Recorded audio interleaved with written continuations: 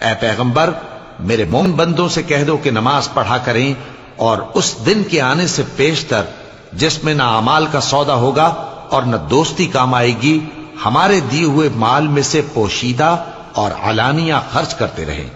اللہ ہی تو ہے جس نے آسمانوں اور زمین کو پیدا کیا اور آسمان سے مے برسایا، پھر اس سے تمہارے کھانے کے لیے پھل پیدا کیے اور کشتیوں اور جہازوں کو تمہارے زیر فرمان کیا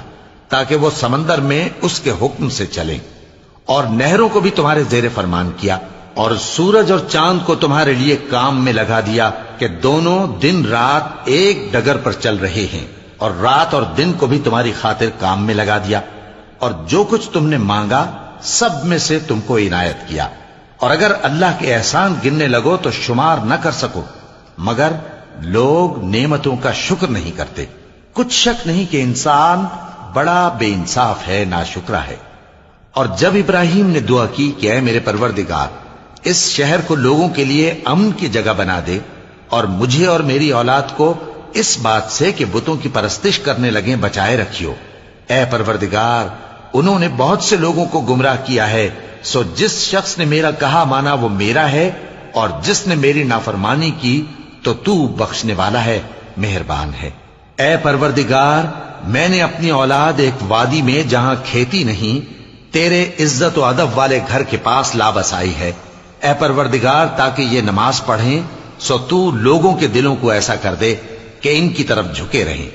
اور ان کو میووں سے روزی دیتے رہنا تاکہ تیرا شکر کریں۔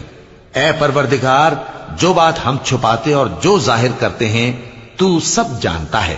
اور اللہ سے کوئی چیز مخفی نہیں، نہ زمین میں نہ آسمان میں۔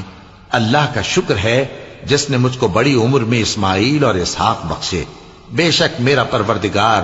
دعا سننے والا ہے۔ اے پروردگار مجھ کو ایسی توفیق عنایت کر کہ نماز پڑھتا رہوں، اور میری اولاد کو بھی یہ توفیق بخش۔ اے پروردگار میری دعا قبول فرما۔ اے پروردگار حساب کتاب کے دن میری اور میرے ماں باپ کی اور مومنوں کی مغفرت کیجو۔ اور مومنوں یہ نہ سمجھنا کہ یہ ظالم جو کام کر رہے ہیں اللہ ان سے بے خبر ہے،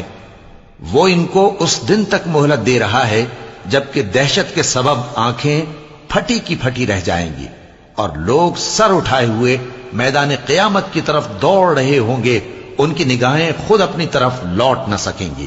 اور ان کے دل مارے خوف کے ہوا ہو رہے ہوں گے۔ اور لوگوں کو اس دن سے آگاہ کر دو جب ان پر عذاب آ جائے گا، تب ظالم لوگ کہیں گے کہ اے ہمارے پروردگار ہمیں تھوڑی سی مہلت عطا کر تاکہ ہم تیری دعوت توحید قبول کریں اور تیرے پیغمبروں کے پیچھے چلیں۔ تو جواب ملے گا کیا تم پہلے قسمیں نہیں کھایا کرتے تھے کہ تم کو اس حال سے جس میں تم ہو زوال نہیں ہوگا؟